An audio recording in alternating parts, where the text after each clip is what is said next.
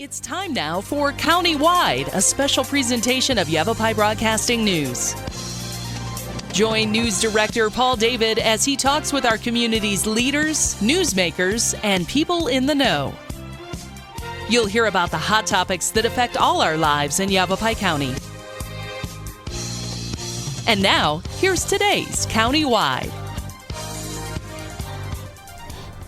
Welcome to Countywide. I'm Paul David. As always, it's great to have you in studio today. Our guest could be very familiar with you. He was here last week with YCSO talking Ready, Set, Go. Augie Giliberto is back with us. Welcome back. Thank you, Paul. Glad to be back. Captain of the Yavapai County Search and Rescue Jeep Posse. And you were here last week, and we were talking a little bit off camera, and I thought, well, we need to have you come back and talk specifically about Jeep Posse. We're also going to split the show in half and talk about the Hug a Tree program, which we've not had on in several years to talk about. But this is a program for kids, and we'll get to that to the second half of the show. We got to jump right in because we've only got 20 minutes. So let's go. How'd you get involved with the Jeep Posse? Well, I used to be in search and rescue back in California, and when I joined the Army, I got out of it and did my thing, and then my wife moved us out here to Arizona while I was in Afghanistan to get out of California because we were going to just retire up here. And when I got back from Afghanistan and we moved up here, I said, you know what, I want to do something with my extra time because I was retiring from the military. I think I'll join search and rescue. And one day I saw the Jeep Posse sitting up training, and I walked up to them and said I used to do search and rescue. I'd like to get back into it, and that's what started it. Don't get in here, Augie. Now you're the captain. Yeah, that's what I get for missing a meeting. Yeah, that's what you get for missing a meeting. Okay. So, and you've been in it for how long now? I've been here in Yavapai County for 4.5 years. Okay. I did it in California for about 7 years. Okay. Back in the day. 4.5 year Jeep Posse member. And how many members does the Jeep Posse actually have right now? Right now we're currently about 34 members, looking for more members. Okay. Now is the Jeep Posse set up where you've got a Quad City area posse and a Verde Valley posse, or is it all in one area? We're in one area right here in the Prescott area, okay, but we do everywhere in Yavapai. The Sheriff Rescue team has a quad team and a backcountry. We're the Jeep Posse. We just don't drive around in our Jeeps. We actually get out and help. But our main focus is fire evacuation, assisting in search and rescue, flood evacuation, fire evacuation. You guys come in handy probably a lot. And I was thinking about this during the winter months because I'll get these press releases from the Forest Service where they've closed down forest roads, and it never fails. People just decide, well, you're not telling me I can't drive back there. They drive back there and they get stuck. I know a couple winters ago we had some of those up on Mingus Mountain that got horribly stuck. You guys probably go out to those as well, putting your lives in danger and getting stuck out there also. Well, we try to be real careful what we're doing, and if it's really dangerous, we call back and let the sheriff know. So we try to bring in other resources, but we'll try to do our best to get the people to bring them out safely, and if they, whatever the predicament is. Sometimes the vehicle has to stay there, doesn't it? The vehicle will stay there. We don't pull vehicles out. Our main concern is people. Mm-hmm. And then unfortunately, depending on how stuck your vehicle is, you'll have to come back for it. Now, if we can get you back on the road really easily, we'll help you do that, but the majority of the time priority is people. So how does a person become a member of the Jeep Posse? Well, you can go onto our website, ycjp.org, and contact us, or if you're interested, join us. My recruiter will get back with you. You go through a background check through the Sheriff's Department. You don't have to have any experience in it because we do monthly training, so we'll train you. We try to go out in teams, a driver and an observer, so maximize our capability as we're out there looking for somebody, because if you're driving, it's really hard to drive and try to find somebody. So the observer is a key role in the team as we go out. And once you pass a probationary period, about 6 months, you become a member as long as you pass your background check. And it is a commitment, though. We try to tell people it is a commitment, and you're going to spend a little money on it because it's all volunteer. You use your own vehicles.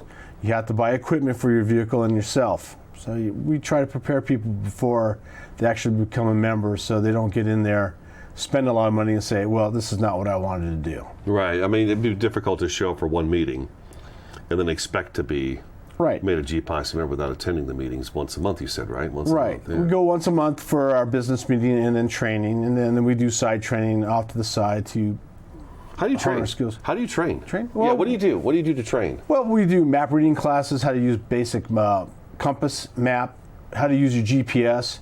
We'll go on day rides with the vehicle so you get used to your vehicle if you're a driver or observer. We do night training missions in October where we'll put a dummy out on the side of the road somewhere with somebody that walked out there. And the drivers will have to find the tracks crossing the road to find whoever we're looking for. And then we write it down and we try to keep everybody's skills up. And I don't have to have a four-wheel drive vehicle to be a Jeep Posse member because you've mentioned several times. You've mentioned the word observer several times. How awesome would it be to be the person who's sitting in the passenger seat and says, "There they are. I found them." Oh, we've had that happen plenty of times. Yeah, you do not need a four-wheel drive to join the Jeep Posse, and it doesn't have to be a Jeep either. Okay. So yeah, you don't have four-wheel drive would be nice. Yeah. Now the Jeep Posse started off like that. A bunch of soldiers that were coming back from World War II bought Jeeps. So they started cruising the back roads here at Prescott. And then back in the day, the sheriff back there said, I needed help finding somebody. So he went to the Jeep club at the time and said, can you help me out? So back in 1952, the Jeep club became the Yavapai County Jeep Posse and started helping out in search and rescue since 1952. Little That's history how with it Augie started. this morning Yeah, here. that's Little how it history with started. Augie this morning. All right. 1952 World War II Jeeps. Huh? All right. All right, little group got together. All right, so observers are nice to be. Okay, so you can either be a driver or an observer. And then what kind of searches are you called out on? You've mentioned a little bit, but there's a lot of gamut that you do. You know what, instead of that question, you mentioned some of the things that you've done in terms of searches. You were saying last year in the big winter storm that hit that lasted 4 days, you guys were pretty instrumental in getting people around. Right, Important people around. We helped the doctors and nurses at Yavapai Medical Center get back and forth to work. A lot of them don't have vehicles that can travel. I would never think about that. Yeah, in 3-foot snow, you can't do it. You know, so we provide a service. They called the sheriff's dispatch, and they call my coordinator, and we'll go and pick up doctors and nurses to take them to the hospital. And because it lasted so long, we took them back home. We did about 128 missions, taking people back and forth to work that 4 days to make sure services were provided for Yavapai County. Same with the dispatchers and some of the key people in the county. We were helping them getting back and forth to work too. You said hospice as well. Yes, all they got to do is call the sheriff's dispatch. They kind of screen the calls because we were getting a few that people wanted us to come out. You come dig out my driveway. Yeah, and shovel snow out of their driveway. Well, Right. as much as I like to do that, that wasn't our focus at the time. It was trying to keep up the services for Yavapai County. That was essential. How often am I going to be called out? If I'm a volunteer, how often will I be called out? And is it mandatory that I show up for these searches that you guys go to? No, it's not mandatory, but we do ask. It's a commitment. And it could be 2 o'clock in the morning you're called out, and there's no set number. It depends on the deputy when they call us out, what resources he needs. If it's going to go longer than a day, so you got to make sure, or you got a force that's going to do a second shift or overnight, so you can't pull everybody out at one time. So you could have a rescue twice a month, or you could have 8 rescues in a month. Okay. Or fires. During fire season, June, we were called out, I believe, 4 times for fires last June. Evacuations. Right, evacuations. Yeah. Or prepare for evacuations. Yeah. And they want to be ready. I mean... I was thinking just about every time of year anymore, you guys are probably pretty vital. Winter, you got people stuck in the snow. You got the flooding during the monsoon. You got the wildfire season. There's got to be a little bit of downtime there, right around the holidays, maybe. Maybe. We got to take a break. Okay. All right. Yeah. Augie Giliberto is in studio today. The website you want to know is ycjp.org. ycjp.org. We're talking about the Jeep Posse. Stick around, Countywide, back in just a couple minutes.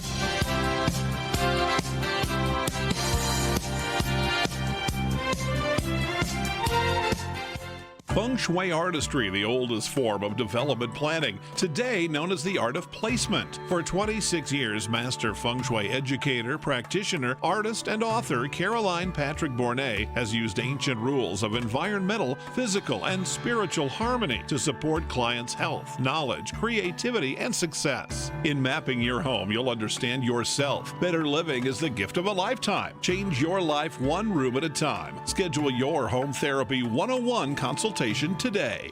Show your customers how much they matter to you. Follow up with a real card in just 60 seconds with Send Out Cards. Send Out Cards makes it easy for busy professionals to leave a memorable impression. Stay in touch with a simple one-step process from your phone or computer to their mailbox. Call Judy today at 928-202-2557. That's 928-202-2557. Been hearing about the crazy benefits of CBD? Find out how CBD can help you at Sedona's #1 resource, CBD Sedona. Come in for a free consultation and let our trained medical staff help you find the perfect product for you. Pain-relieving salves, full-spectrum oils, honeys, teas, cookies, and even CBD for pets. Ready to feel fantastic? Come on by CBD Sedona today. Metaphysics. What does it mean? It's a branch of philosophy, literally beyond the science of matter. Sedona's University of Metaphysics studies the ultimate nature of existence, reality, and experience. Join 14,000 graduates in over 120 countries, helping others in counseling, coaching, ministry, and much more. The University of Metaphysics is here to serve the best in you so you can serve the best in others. universityofmetaphysics.com.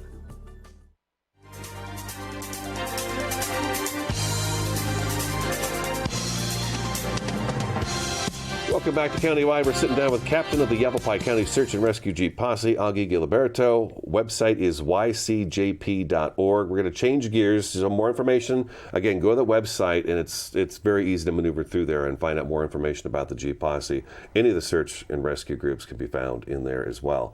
Hug a Tree. I remember it was years ago. We had these two ladies come in. I think Dwight Devlin says, hey, we got this new Hug a Tree program coming into Yavapai County. It's for the kids. Try to teach them what to do in case they get lost out in the woods or the wilderness. And they came in and did a show, but it's been many years. And so tell me a little bit about Hug a Tree. Okay. Well, it was started back in the late 80s after a 9-year-old boy was lost in San Diego. Name of Jimmy Beveridge. Unfortunately, after 4 days of searching, they wasn't successful. They found him deceased, huh? Deceased, yes. So a gentleman by the name of Abe Taylor put this program together to help children that go out either hiking, picnicking, or camping with their families. If they do get lost, some basic survival skills, what to do to help us find them quicker. And so it took off nationwide. It's taught just about in every county. And it's geared for kids about 7 to 11 years old, but I've done preschoolers and high schoolers too. You should do it in the high school as well. Yeah, you should do it for adults. When the parents come out, it's some really good information for them. There you go. To help them. And what I do now is I encourage, when I teach these classes, to have the kids take pictures of the family before they go on hikes, when they're out on camping trips, and also take a picture of the bottom of the shoes or boots they're wearing, because we have some of the best trackers in Arizona right here. And if we have a picture of their shoe or their boot when they go out, that's a great way to start. That is a great idea. I'd never thought about that. So I go and I teach the class. We have a 17-minute film that the kids watch. It's geared towards them what to do, not to panic. And the child actor talks to the kids what he should be doing and what he's doing wrong. So it kind of relates to the kids throughout the movie or the film and helps them. And then we do a few demonstrations. We teach the kids how to blow a whistle and how to do it 3 times. If they hear us blow a whistle once while we're looking for them, they blow their whistle 3 times. It's part of a packet that we give the kids after we're done with the class. Okay. We give them a poncho that hopefully they carry, their backpack or their pocket, so it's easy. So it's a shelter they can use if they're out and overnight. And then I get a lot of questions, what happens if animals come by? I tell them, blow the whistle, to scare them away, and we're going to find you. The biggest thing is don't run and panic. Find a tree, and we say hug it. We want you to sit next to it in an open area. So if a helicopter flies by, we teach the kids how to signal the helicopter, so it makes it easier to find them if they're on the ground and we have the air set up. Or if we're out there looking for them, calling their name, blowing the whistle if they hear us, so they know what to do if they become lost. Sure. I mean, if a child's out there yelling for days, I was telling you before the show, the whistle always reminds me of Rose from Titanic and how she's sitting on that door. She can't yell for help, but she can blow that whistle, get enough air going through that to make that whistle blow. We've got the bright orange poncho, so the child's wearing it or whatever. Get out in a clearing and wave your arms or wave this in the air. The man lost last week had a red sleeping bag. Right. He was by a stream, and I remember the press release specifically said he had a red sleeping bag in his hand, and he was standing down on the ground, and he was waving it above his head, which, of course, something bright is always good to have. That's great. And we try not to tell the kids to wear dark clothes because it blends with the shadows when you go camping or hiking. So wear something bright. Black is such a color these days, isn't it? Oh, yeah. Everybody's got that on. And yeah, dark at night in the woods, and you're supposed to go out there and find that. That's why we're going to the nice bright shirt, so they can see us. Makes it easier. And I use this as an example. Be bright out there. So I was just thinking about parents, we're always telling kids not to talk to strangers. How do you get kind of past that one? I guess if you're lost, it's an emergency. Right. Well, I tell the children, we know your name when we go looking for you, so we're going to be calling your name. And we'll know the names of your parents. And we all have radios, so if we need to, we could have the parents talk to the child over the radio so they know that we're there to help them. Or what's really good is the parents have a go word. So just like if you're picking somebody up from school, the child doesn't go with anybody unless they have this go word from the family. If you have something like that, when we're out there looking for you and we come up to you and say, oh, your mom and dad sent us, we're here to rescue you, and they look at us and go, what's a go word? And we say it's peanut butter or whatever it is. They know that we're legit and we're looking for them, that we're not just out there to take them. That is another good one. I like the shoe print idea. Got a lot of shoe prints out there. The forest, there's more and more people out in the forest right now, so there's a lot of shoe prints to be seen. Something I'd like to add. Yavapai County, all search and rescues are free. Nobody gets charged for it. So if somebody gets lost, please don't go looking for them. If you do a quick search in the area, that's fine, but call 911 right away and get the sheriff out there so he can get assets in the air and us on the ground as quickly as possible so we have time to go out there and look for them. The biggest mistake a lot of people do is they wait because they want to search and they think they're going to get in trouble. It's going to cost them money. But in Yavapai County, all searches are free. And even if you call and say, my child's lost, and 10 minutes later you find them, they're at another campsite or they were just in an area you didn't know, and you find them and call the sheriff back, doesn't matter. The deputy will come out there and make sure everything is safe, everything's good, and they'll call the search off, no charge. It is all free, no matter what. Good point to make. Yeah, free, because I know that was a concern with the man that was lost. He was sort of, oh my God, how much is it going to cost to have you guys searching for me because you've been looking all over the place for me. But yeah, that was free too. When we come back, Augie, maybe you could tell us how people can get this set up to come in and talk to maybe their group of kids, daycare or whatever it may be, and we'll talk about that. Website is ycjp.org. You can find more information about the Jeep Posse as well as the Hug a Tree program. Countywide will be back in just a couple minutes.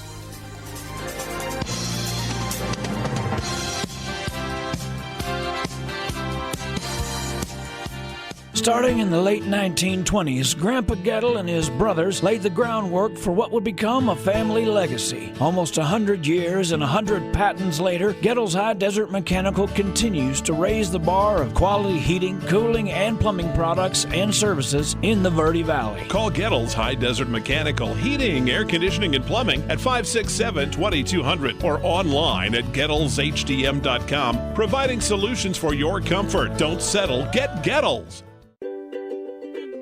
Hi, this is Greg at Verde Solar Power. You know, Arizona has lots of clean, renewable sunshine, and we want to help you take advantage of it with our quality solar installations, and we offer to beat any written offer on a residential solar electric system. So bring us your electric bill and let us show you how solar power will save you money. We're located conveniently here in the Verde Valley and are dedicated to helping the valley go solar. So remember, the energy solution comes up every morning. Hi, Todd of Todd's Appliances, your hometown appliance store. Studies have shown that when you buy from an independently, locally owned business rather than a box store, a lot more of your money stays local, therefore strengthening our community.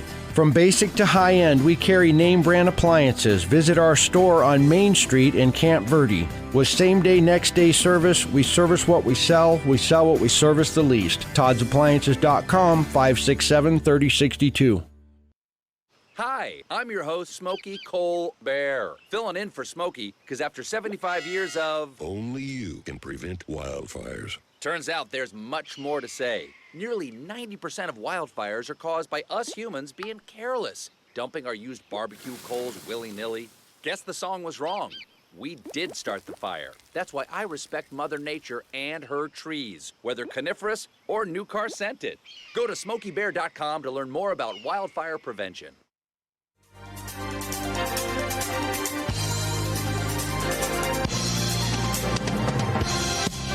Welcome back to Countywide. We've got just a few minutes left of the program. Want to let you know how to let Augie know that you need to maybe have daycare centers, camps, schools, all could benefit from this Hug a Tree program. Oh, definitely. I've also done homeschooling groups too.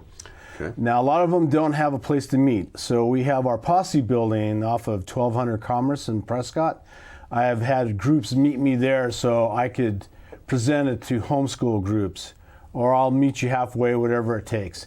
But the best thing to contact me is go to our website. It's got the information, how to get a hold of me, and I'll be more than happy to present it if I can, if I'm not on a fire or search. Sure. How busy have you been this year?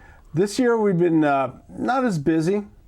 It's been really good. A lot of people are carrying cell phones now, so 911, the deputies get out there. No, I mean with the Hug a Tree program. Oh, Hug a Tree? I'm sorry. You've been busy with that. Yes, I've already taught about 573 children so far. That's Most awesome. of them are coming from the camps.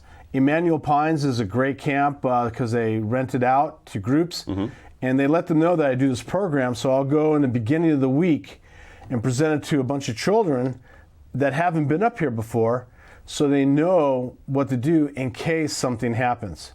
And then they take that information and take it home and hopefully tell their friends, and it just migrates from there.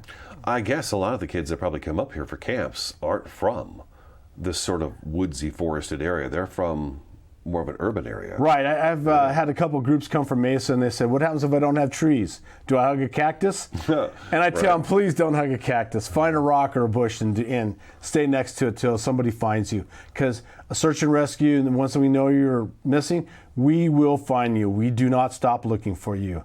And that's a big question, do you stop looking for us at night?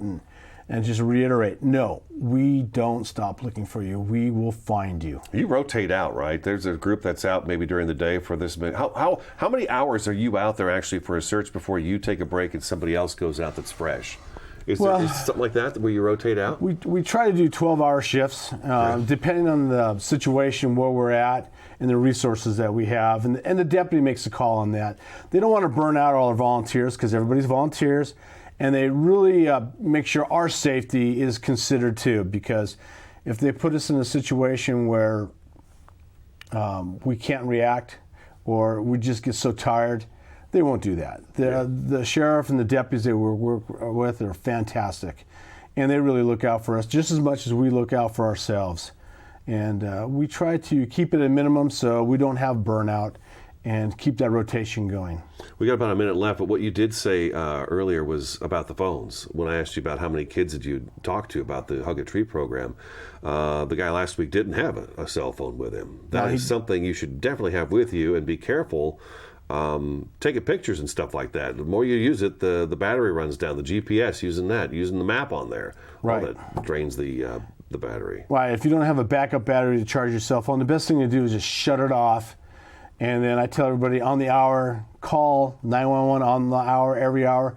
And when you get a hold of somebody, tell them you're going to shut your phone off and turn it back on. And that way you conserve the battery, and that way you still have contact with somebody. And find cell coverage, because there's a lot of places out here that are spotty. Yeah. Got to find that cell coverage. Yeah, we still got some backwoods areas here where you just don't get a cell phone signal. But the cell phone has been a huge help. I would probably say last decade or so, it's been a huge help in finding people. Definitely. Getting that ping seems to help quite a bit in locating somebody. I bet you guys wish you could have been pinged that guy last week, because that was a huge search area, thousands or hundreds of miles at least, and then finally narrowed it in on him. Right. And he wasn't charged for it. No, never. Nope. No charge. Okay. Nope. Augie, we're out of time. Paul, thank you very so much. Again, the website is ycjp.org. As always, thank you for watching and listening. We'll talk to you again next time.